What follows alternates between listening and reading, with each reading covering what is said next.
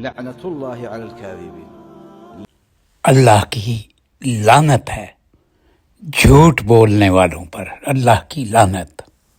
और खबर सनसनीखेज है, लेकिन अपुष्ट है। दावा अफगानिस्तान की मीडिया कर रही है। अफगानिस्तान टाइम्स ने खबर यह दी है कि पाकिस्तान ने इमरान खान की हत्या हो गई है।